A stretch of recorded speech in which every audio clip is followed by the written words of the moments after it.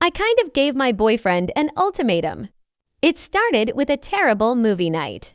Lucas, my boyfriend of 5 years, pretended not to notice how awful the movie was.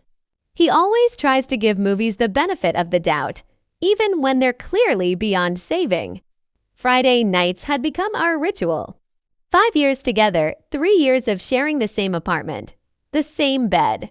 The routine felt old but comfortable.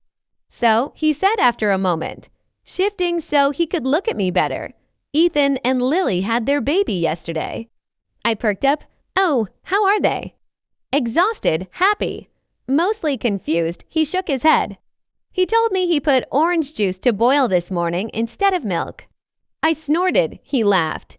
Something thoughtful settled into his expression. It got me thinking. I gave him a cautious look. About what?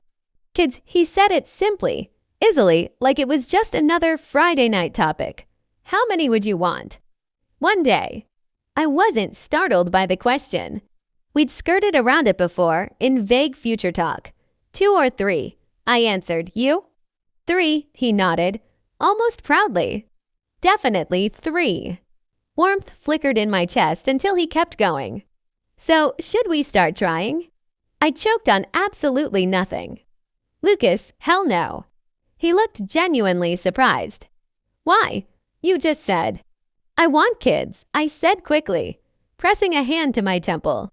I never said I wanted them now. I took a breath, searching for the right words. Look, you know how I am. I'm an accountant. My whole brain is steps, everything in order. Everything flowing. I don't skip steps, ever. Okay, he said slowly.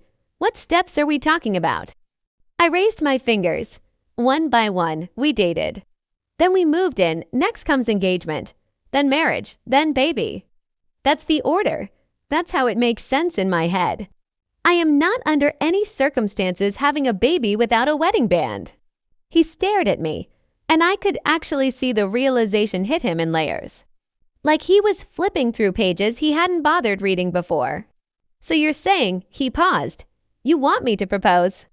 A spark of frustration and affection twisted together in my chest. I'm saying it's time you think about the future if you want to keep going in life. I held his gaze. I'm not going to be around and wait forever. The room went quiet, just waited. The movie played on, ridiculous and forgotten. Lucas reached for my hand, his thumb brushing my knuckles. I didn't know you were waiting, he said softly. Honestly, you never asked, I replied, equally soft. He nodded, the kind of nod that meant something had clicked. Then maybe. It's time I start planning things. My heartbeat softened, steadied. Maybe it is. We didn't say anything else for a while. We didn't have to. Something unspoken hung between us now. The movie continued being awful, but the night was eventful.